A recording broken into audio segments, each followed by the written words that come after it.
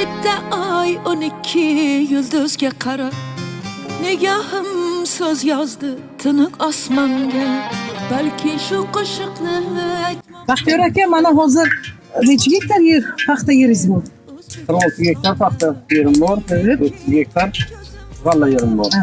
Bundan hozir paxta terimini boshladik, 2 kunga 15 tonna paxta topshirdik.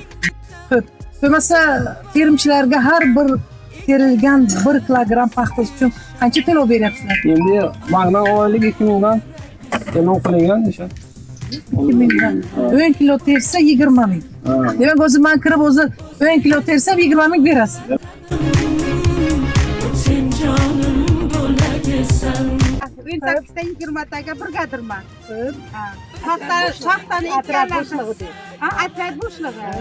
Paxta boshlaganlardan kelib ishlaganmiz bu yerga. Yaxshi. Judayam bo'lib 3 yildan buyon ishlayapmiz.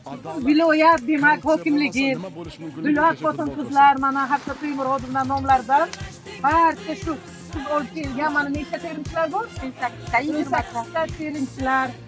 Biz sizni eng boshi, eng sardori rahbari deb mana sizni viloyat hokimligi tomonidan, mana Buxoro tuman hokimligi tomonidan ro'yli bir sovg'a bilan bizni taqdirlashga keldik. Sovg'ani bizga bersak.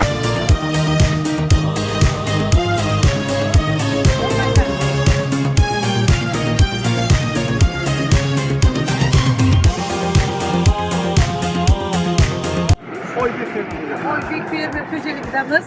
Mana necha gektar yeringizga demak paxta ekilgan? Bizga 35 gektar yerga paxta ekilgan. Klubga olishgan bo'lardi. Bu necha kun paxta yig'maydi bu? o'zgalarga berma o'zbek yuksan ko'kka yer deb sinib Raislarimiz va'da berdilar. Sizlarga nasib etsa yig'im terim oxiriga mana tabriklaymiz.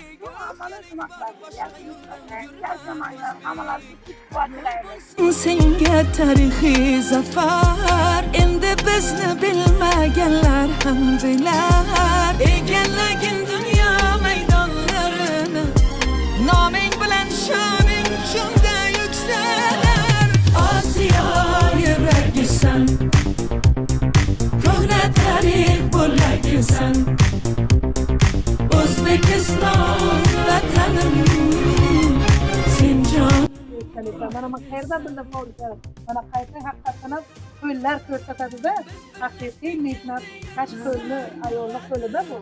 zafarlar bundan yuksak bo'ladi bu yurakda agar yurt ishqi bo'lsa dunyoni qaytadan qursak bo'ladi biz birlashdik Biza paxta yig'im terimga chiqqanmiz.